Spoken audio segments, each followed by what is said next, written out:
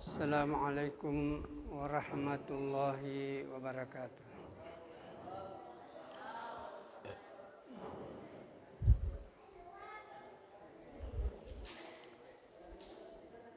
Alhamdulillah, nahmaduhu wa nusalli wa nusallim ala rasulihil karim wa ala alihi wa ashabihi wa man tabi'ahum bi ihsanin ila yaumiddin. Asyhadu an la ilaha illallah wa asyhadu anna Muhammadan abduhu wa rasuluh la nabiyya ba'da. Allahumma salli ala hadzal nabiyil karim wa ala alihi wa ashabihi wa man tabi'ahum bi ihsanin ila yaumiddin. Hadirin jamaah maghrib rahimakumullah. Tama-tama marilah kita senantiasa bersyukur kehadirat Allah Subhanahu wa taala, bersyukur dalam pengertian yang luas, yaitu menggunakan nikmat Allah Subhanahu wa taala untuk melaksanakan tujuan penciptaan kita. Saya ulangi bahwa syukur yang sesungguhnya itu adalah memanfaatkan seluruh nikmat Allah yang Allah berikan untuk melaksanakan tujuan kita diciptakan. Tujuan kita diciptakan ini adalah untuk beribadah.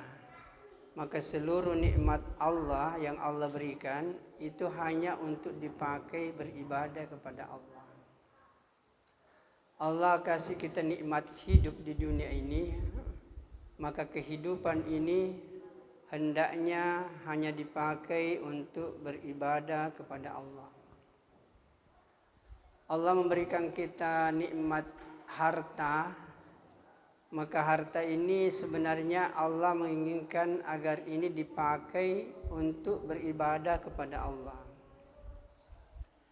Allah memberikan kita nikmat sehat, maka kesehatan ini sebenarnya adalah untuk dipakai beribadah kepada Allah. Apapun nikmat yang Allah berikan, itu tujuannya agar kita menggunakannya untuk beribadah kepada Allah. Itulah yang dimaksud syukur yang sesungguhnya. Bukan hanya mengucapkan subhanallah, tetapi menggunakan nikmat-nikmat Allah untuk melaksanakan tujuan kita diciptakan. Hadirin jemaah maghrib rahimakumullah, tadi di waktu asar kita sudah jelaskan bahwa sebenarnya berbahagialah kita ini Allah ciptakan, Allah jadikan kita sebagai orang yang beriman. Karena satu orang yang beriman di sisi Allah itu sudah jauh lebih baik dibanding dengan dunia ini. Satu orang, bukan banyak. Supaya kita bersyukur, Allah kasih kita nikmat yang luar biasa. Kadang-kadang adik mahasiswa, kalau di semester awal saya ajar, saya sampaikan ini, itu agak belum paham kenapa mungkin satu orang beriman itu lebih baik daripada dunia. Saya bahkan sampaikan, jangankan satu orang yang beriman, satu perbuatan orang yang beriman kadang-kadang nilainya di sisi Allah lebih berharga dibanding dengan dunia. Rasulullah sallallahu alaihi wasallam bersabda, "Rak'atul fajri khairum minad dunya wa ma fiha." Salat 2 rakaat kata Nabi di depan subuh itu lebih tinggi nilainya dibanding dengan dunia beserta seluruh isinya, tentu di luar manusia. Jadi sebenarnya kalau kita memahami ini betapa tingginya sebenarnya nilai di salat ini.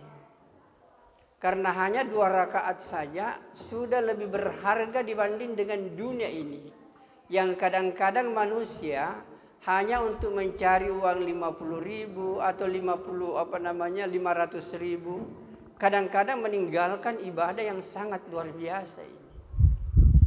Hadirin yang mulia, ini yang harus masuk di dalam diri kita, bahwa nilai satu salat lebih berharga daripada dunia ini.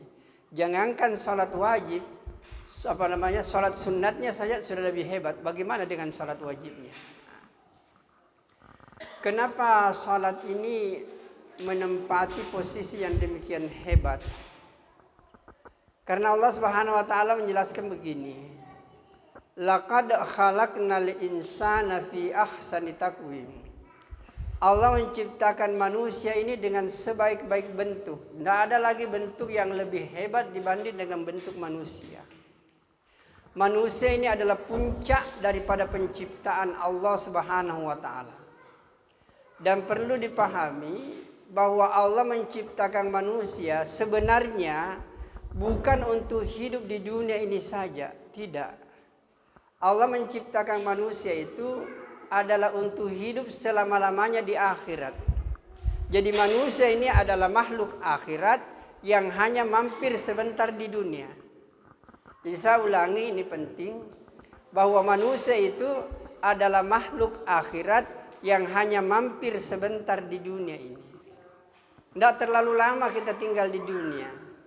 Nabi katakan a'maru ummati baina sittin wa sab'in. Umurnya umatku, kata Nabi, paling 60-70 tahun. Ada yang lewat mungkin tidak seberapa, ada yang kurang juga tidak seberapa. Rata-rata umat Rasul itu meninggal 60-70 tahun. Kalau saya lihat-lihat banyak yang masuk di sini. Saya sudah masuk di sini 60-70 tahun ini. Ya. Pak Arifin juga sudah masuk ini. Sudah masuk dalam kategori ini. Sudah lewat, ada bonusnya. Jadi kehidupan di dunia ini tidak terlalu lama. Bahkan kalau kita konversi dengan ayat, Allah Subhanahu wa taala berfirman, "Wa inna yauman 'inda rabbika ka'alfi sanatin mimma ta'udun." Satu hari kemudian sama dengan 1000 tahun ukuran dunia. Jadi 1000 tahun sekarang tahun 2024 berarti baru 2 jam. 1 jam hari kemudian 1000 tahun ukuran dunia. Jadi kalau 1000 ini dibagi 24 karena satu hari 24 jam, itu hasilnya 41,6. Artinya 41 tahun dunia itu baru 1 jam hari kemudian. Jadi kalau kita berumur sekitar 80 atau 60 itu 1,5 jam atau 2 jam. Apa artinya 1,5 jam atau 2 jam dibanding dengan kehidupan akhirat yang tiada batas? Hadirin yang mulia, jadi oleh karena itu makanya di dalam Al-Quran itu selalu kalau ada ayat yu'minuna billahi selalu ada wal yaumil akhir. Beriman kepada Allah dan beriman kepada hari akhir. Ini pokok daripada keimanan ini. Iman kepada Allah dan iman kepada akhirat. Karena kalau orang sudah yakin kepada Allah dan yakin kepada akhirat, alangkah indahnya hidup ini, Pak. Nggak ada lagi susah. Kalau kita sudah yakin bahwa kehidupan dunia sementara, kehidupan yang sesungguhnya adalah kehidupan di akhirat. Nah, karena kita ini hidup di dunia sebentar saja, dan karena kita ini makhluk akhirat, di akhirat kan hanya 2 tempat. Pertama adalah tempat yang penuh dengan kenikmatan yang sering kita sebut dengan surga. Yang kedua adalah tempat yang penuh dengan penderitaan yang biasa kita sebut dengan neraka. Di mana kita berada di salah satu 2 tempat ini ditentukan dalam kehidupan di dunia ini. Jadi kita transit di dunia, tetapi di tempat transit inilah ditentukan tujuan. Beda kalau kita di dunia ini, itu kita berangkat, transit kita tidak mempengaruhi tujuan. Taruhlah bapak-bapak misalnya mau ke Mekah. Kadang-kadang transit di Singapura, ada transit di Dubai, bahkan ada transit di India. Itu tetap tidak mengubah tujuan kita karena kita mau ke Mekah. Tapi manusia itu tujuan akhiratnya ditentukan di tempat transitnya di dunia ini.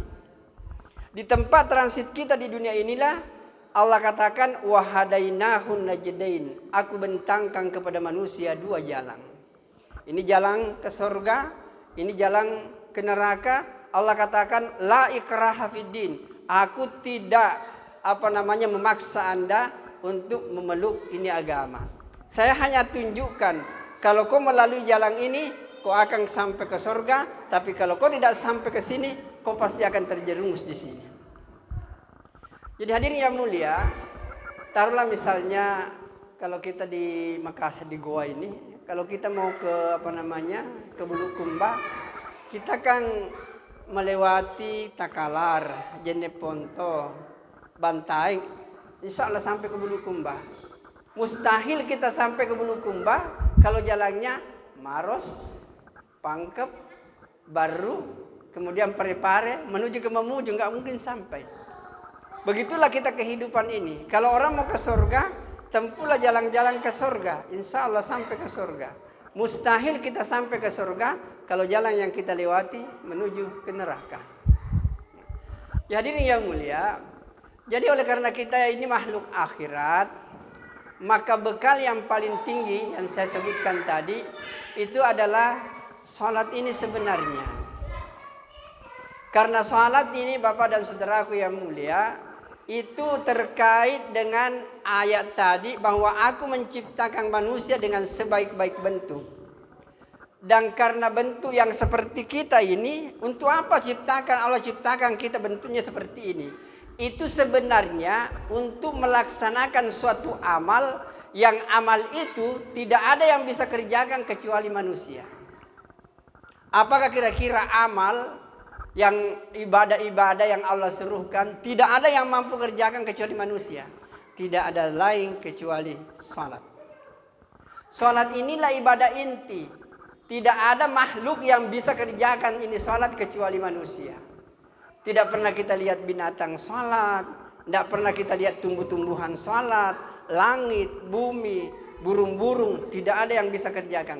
Yang bisa kerjakan salat adalah manusia. Berdiri, ruku, i'tidal, sujud, ini satu-satunya ibadah yang tidak ada yang bisa kerjakan kecuali manusia. Inilah ibadah inti. Manusia diciptakan sebenarnya adalah untuk salat seperti ini.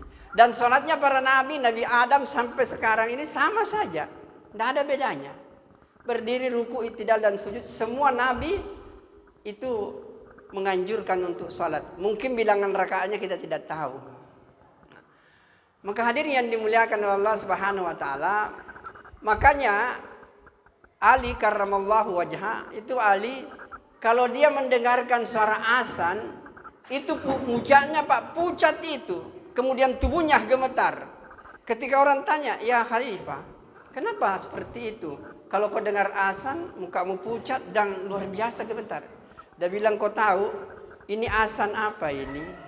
Ini panggilan yang memanggil kita untuk melaksanakan satu amal, dan amal inilah yang ditawarkan kepada gunung, gunung menolak. Ditawarkan kepada langit, langit menolak. Ditawarkan kepada bumi, bumi menolak. Hanya mampu dipikul oleh manusia." Inilah yang disebut dengan ibadah salat. Maka hadirin yang mulia, supaya kita betul-betul faham bahwa sebenarnya Allah menciptakan kita tujuannya memang untuk salat. Buktinya, ini kan sudah masuk, tinggal 2 hari, barangkali 3 hari bulan Rajab ini pindah Isra Mi'raj. Itu sebenarnya waktu Isra Mi'raj itu kan salat yang diberikan kepada Nabi kan 50 kali. Iya. Nabi terima kan? Waktu Nabi terima sebagai oleh-oleh dari Allah dalam peristiwa Isra Mi'raj itu, Nabi turun ketemu dengan Nabi Musa. Nabi Musa bilang, "Muhammad, apa oleh-oleh dari Allah?" Dia bilang, "Saya disuruh salat 50 kali sehari semalam." Dia bilang, "Nabi Musa, pulang kau. Pulang menghadap kepada Allah. Enggak mampu umatmu. Saya sekarang saja dulu, badan saya kekar dan kuat sekali. Enggak mampu lakukan itu salat 50 kali sehari semalam. Kau pulang kepada Allah. Minta keringanan." Akhirnya kita tahu bolak-balik sampai diturunkan menjadi 5. Coba bayangkan Pak. Kira-kira seandainya salat 50 kali itu jadi, apa yang kita bisa kerja? Semenjak kita duduk di sini, 2 kali begitu salat Pak. 2 kali begitu salat. Jadi setiap 20 menit kita sholat lagi. Setiap 20 menit kita sholat lagi. Tapi seandainya ini yang jadi, saya yakin tidak perlu kita kerja. Pasti Allah yang tanggung semua kita punya rezeki. Tapi hadirin yang mulia, karena dunia ini adalah tempat ujian, maka kita diuji dengan ujian yang paling tinggi sebenarnya itu adalah ibadah salat. Inilah ujian yang tertinggi. Karena salat adalah ibadah yang tertinggi. Dan salat yang tertinggi lagi, lebih tinggi lagi, ini adalah salat berjamaah. Dikatakan dalam hadis, kalau kau salat sendiri, itu kan nilainya 1. Saya taruhlah 1 dunia. Kalau kau berjamaah itu 27, berarti 27 dunia. Cuma kalau kita bilang 27 dunia kurang bisa dicerna itu, kurang bisa dicerna. Tapi seandainya ada yang mengatakan kalau kau salat sendiri kau dapat 1 juta rupiah. Kalau kau salat berjamaah kau dapat 27. Tak buka itu pikirannya, berapa ruginya? 27 juta. Saya yakin seandainya betul-betul uang, tidak ada orang yang sholat Pak di rumahnya. 26 juta ini, ya. Berarti kalau kita 5 kali sholat hanya dapat 5 juta. Tapi kalau kita berjamaah 5 kali, 5 kali 27, 135 juta. Berapa bedanya Pak? 130. Bayangkan jauhnya bedanya itu. Apalagi kalau 1 bulan. Coba makin kali, 30 kali 5, 150 juta kalau sholat sendiri. Tapi kalau 30 kali 135 itu 4 miliar lebih Pak. Luar biasa bedanya. Maka inilah yang harus kita menjadi perhatian. Orang yang tidak menjaga sholatnya dengan berjamaah, orang inilah yang akan menyesal nanti di akhirat Pak. Pasti menyesal. Ketika diperlihatkan itu nilai daripada sholat berjamaah, baru kita sadar. Tapi kesadaran di akhirat tidak ada lagi gunanya. Hadirin yang dimuliakan oleh Allah Subhanahu wa taala. Oleh karena itu sebenarnya kita kan hadir di dunia ini untuk ujian. Ujiannya sebenarnya adalah salat. Salat berjamaah. Maksudnya ini salat berjamaah adalah ibadah inti. Apapun yang terjadi jangan diganggu ini salat berjamaah. Sehingga Allah katakan dalam Al-Qur'an, "Innas salata kanat 'alal mu'minina kitaban mauquta." Salat ini Allah sudah tentukan waktunya, jangan diganggu itu.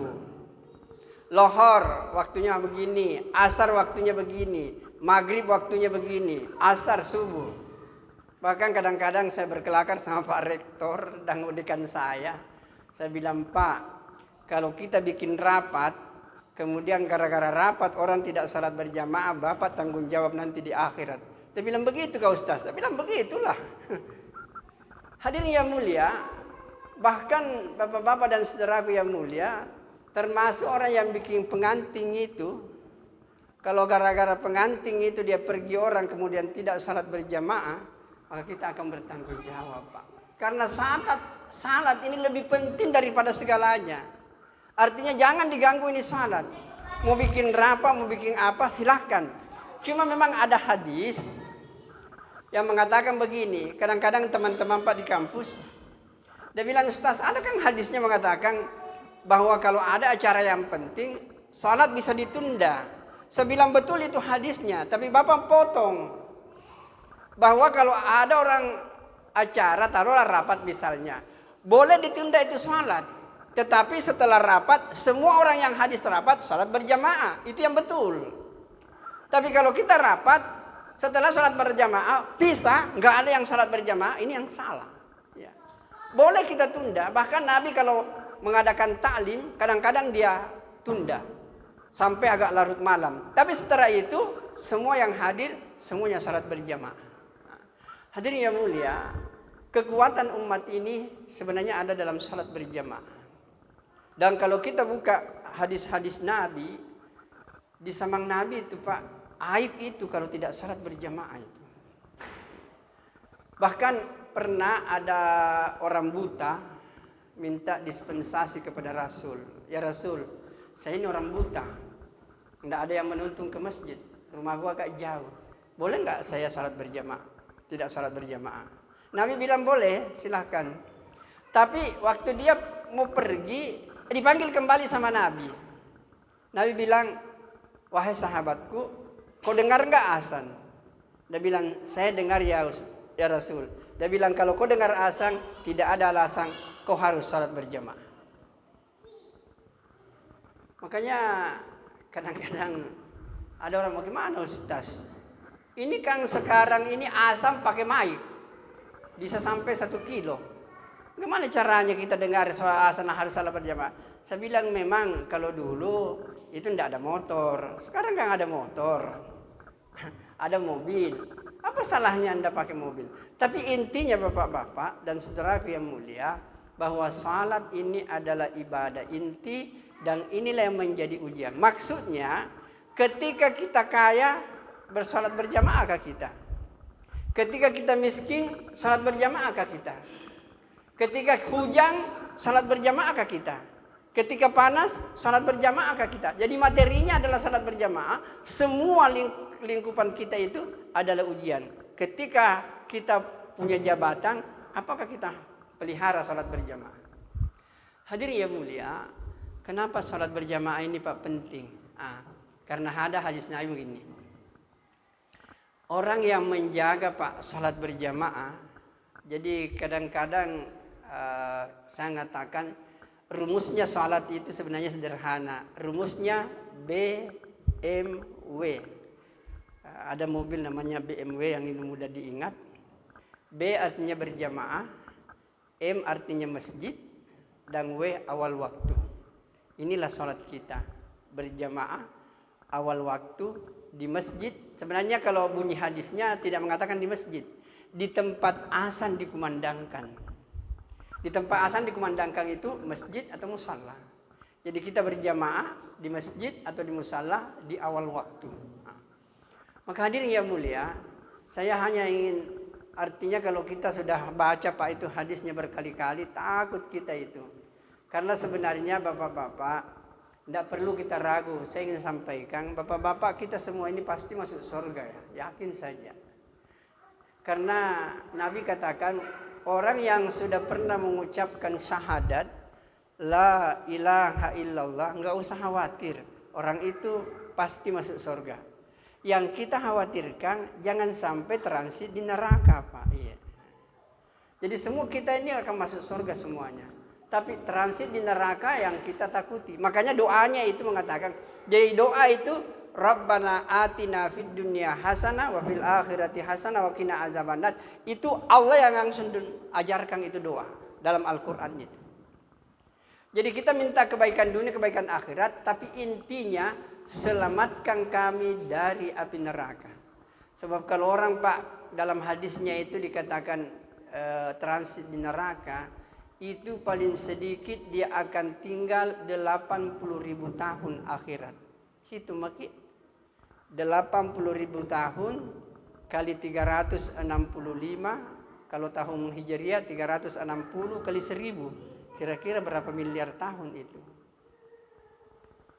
Itulah waktu yang paling pendek itu Pak. Begitu orang masuk ke dalam neraka, dia harus siap tinggal 80.000 tahun kali 365 kali 1000. Dan Nabi sudah katakan bahwa siksaan yang paling kecil tidak ada lagi di bawahnya Pak. Memakai terompa, itu bunyi hadisnya, memakai terompa atau sepatu dari besi mendidih sampai di otak. Gak ada lagi di bawahnya itu. Gimana Pak dahsyatnya itu? Makanya dalam keterangan hadis yang lain dikatakan begini. Ada orang ketika di dunia ini luar biasa kaya raya orang tuanya, sehingga dia menikmati fasilitas dunia. Tidak pernah dia susah Pak. Semenjak dia lahir sampai dia meninggal dunia, tidak pernah dia susah. Kekayaannya bapaknya melimpah dan lain sebagainya, warisannya banyak. Nah, tapi hadirin yang mulia, orang ini tidak ada agamanya, tidak taat kepada Allah. Apa yang terjadi Bapak-bapak? Nanti di akhirat diceritakan itu dalam hadis. Ini orang dicelupkan sebentar saja ke dalam neraka begini, cek, kemudian diangkat, kemudian ditanya, Fulan, pernahkah kau merasa bahagia di dunia? Dia bilang tidak pernah ya Allah. Padahal semenjak dia lahir sampai meninggal dunia luar biasa bahagianya. Cuma setetes penderitaan neraka sudah mampu menghapus seluruh kesenangan yang pernah dirasakan di dunia. Ada juga orang yang tidak punya apa-apa, biasa-biasa, tetapi betul-betul menjaga salatnya Pak dengan berjamaah. Nanti di akhirat dia susah payah, mau hujan, mau panas, mau sakit, mau tidak, pokoknya dia jaga salat berjamaah. Di akhirat dikatakan, wahai fulan, pernahkah engkau merasa susah di dunia? Dia bilang tidak pernah. Maka Bapak dan saudaraku yang mulia, dicelupkan saja ke dalam ke dalam surga sebentar saja, kemudian diangkat. Kemudian dia katakan, ya Allah, sebenarnya tidak pernah saya bahagia di dunia. Setetes kenikmatan akhirat mampu untuk menghapus semua penderitaannya di dunia ini. Gimana nikmatnya itu surga, Pak? Cuma kemarin waktu saya menguji mahasiswa, saya tanya, nak, bisa kau tunjukkan satu ayat atau hadis yang tentang nikmat surga? Lama berpikir Pak, tidak bisa menyebut satu ayat kemudian satu hadis. Saya bilang ini kekurangannya kita ini. Bagaimana orang mau tertarik masuk surga sementara dia tidak tahu kenikmatan-kenikmatan yang akan didapatkan di surga. Seandainya orang tahu kenikmatan-kenikmatan yang ada di surga, Pak, orang paling rindu untuk masuk ke dalam surga. Jadi kita ini kenapa menganggap biasa-biasa saja ini surga? Karena kita nggak tahu apa sebenarnya kejadian di sana. Dan bahkan ibu-ibu dan bapak-bapak, saya bisa katakan begini, bahwa sebenarnya kalau orang membuka mata hatinya, Pak, dia bisa melihat surga itu. Jadi kita dalam kehidupan di dunia ini bisa memandang pemandangan surga, bisa memandang pemandangan neraka, itu kalau kita mampu membuka mata hati. Karena untuk melihat itu dibutuhkan dua cahaya, Pak. Ada cahaya dari luar, ada cahaya dari dalam. Sama dengan kalau kita di dunia ini. Kalau kita berada di masjid ini, Pak, kenapa saya bisa lihat Bapak? Karena ada dua cahaya. Ada cahaya lampu dan ada cahaya dari dalam, terbuka mata saya. Coba kalau ada lampu, saya tutup mata, saya tidak akan lihat Bapak. Sebaliknya, saya buka mata, tapi gelap gulita, saya tidak bisa juga lihat Bapak. Jadi bisa melihat itu, ada cahaya dari luar, ada cahaya dari dalam, baru kita melihat. Begitupun juga dengan pemandangan akhirat. Akhirat ini cahayanya dari Al-Quran. Jadi Al-Quran bercerita tentang surga, itu lengkap dalam Al-Quran, Pak. Lengkap dalam hadis itu, cerita-cerita tentang surga. Cuma perlu kita buka mata hati kita. Mata hati itu apa? Inilah yang disebut dengan keyakinan. Iman. Artinya ketika Allah bercerita tentang surga dalam Al-Quran, percaya nggak kita? Kalau kita percaya dengan Al-Quran dan hadis, maka pemandangan surga itu akan nampak di hadapan kita. Dan pemandangan neraka itu akan nampak di hadapan kita. Sehingga kita takut untuk masuk neraka dan rindu sekali untuk masuk surga. Maka hadirin yang dimuliakan oleh Allah Subhanahu wa taala. Jadi, nah sekarang Bapak-bapak dan saudaraku yang mulia, tolong gampang sekarang Pak membuka kenikmatan surga, ayat-ayatnya apa, hadis-hadisnya. Share saja di Google, gampang sekali didapat Pak. Gampang sekali didapat. Maka hadirin yang dimuliakan oleh Allah Subhanahu wa taala, kenapa salat berjamaah ini penting, Bapak-bapak dan saudaraku yang mulia? Karena salat berjamaah Pak menjamin kita tidak akan diperiksa di akhirat, langsung masuk surga. Inilah keuntungan luar biasa daripada salat berjamaah. Kadang-kadang Pak itu kalau ada rapat luar biasa itu, kadang-kadang sudah dah, saya tinggalkan saja. Tapi Pak Rektor sudah tahu itu Pak. Kalau saya berdiri ketawa-ketawa gitu. Dia bilang, kau jangan halangi Pak Darussalam. Kalau Pak Darussalam itu pasti pergi. Ya. Bismillah.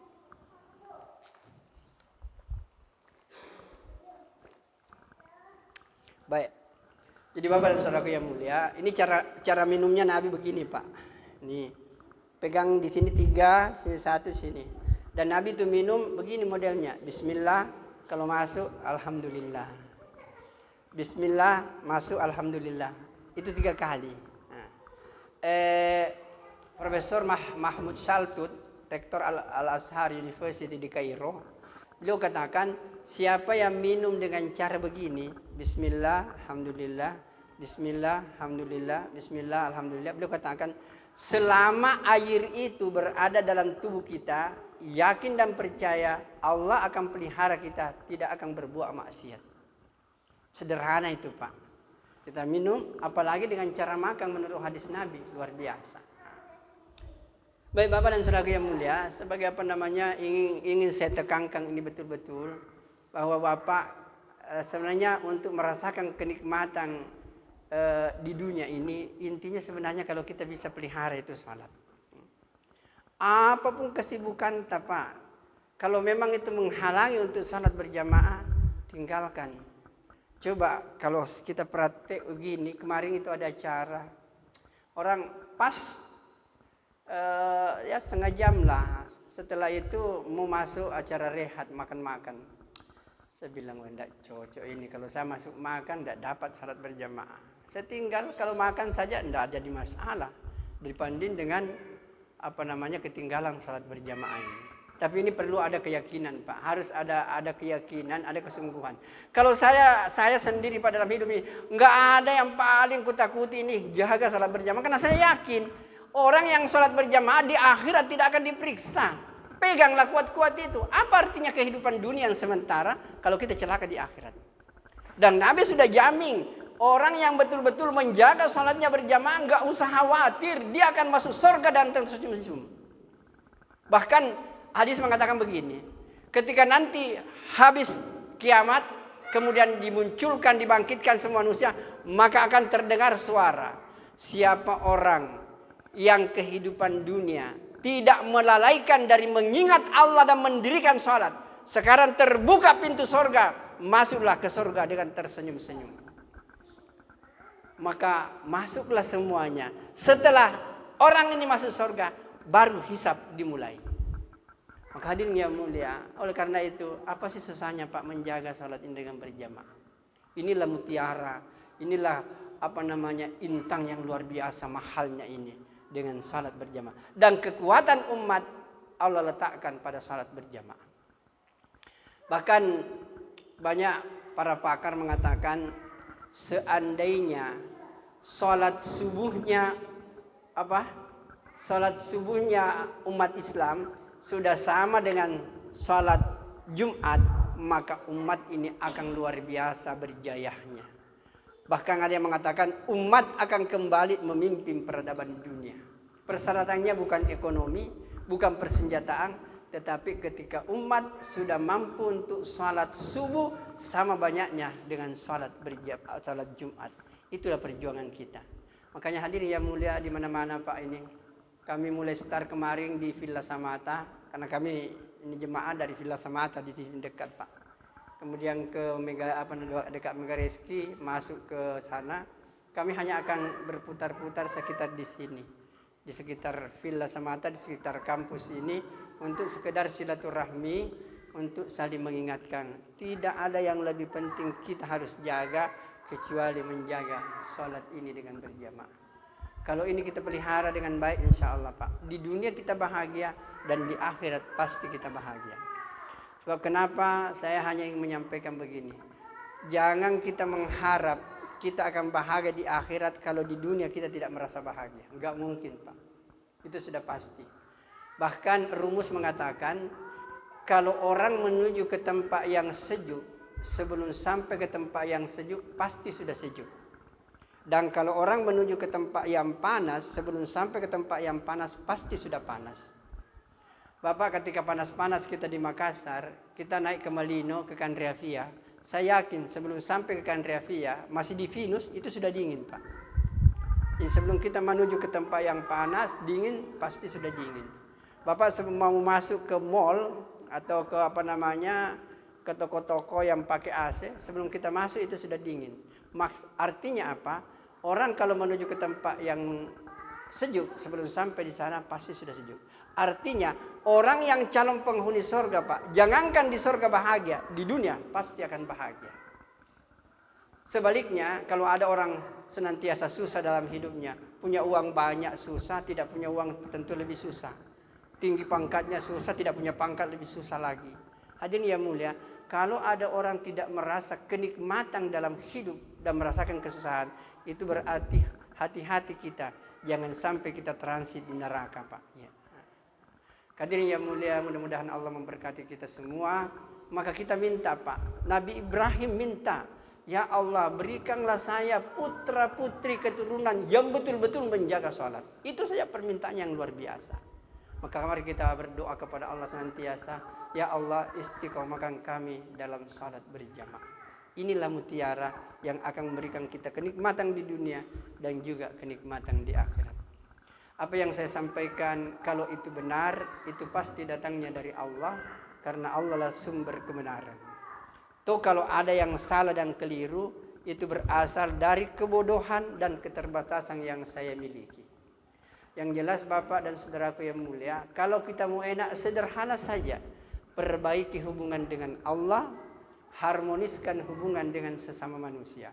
Kalau kita baik kepada Allah dan baik kepada sesama manusia, sebenarnya itulah surga sebelum masuk ke surga yang sesungguhnya.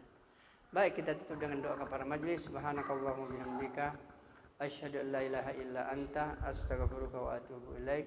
Subhana rabbika rabbil izzati amma yasifun wa salamun alal mursalin alhamdulillahi rabbil alamin. Assalamualaikum warahmatullahi wabarakatuh.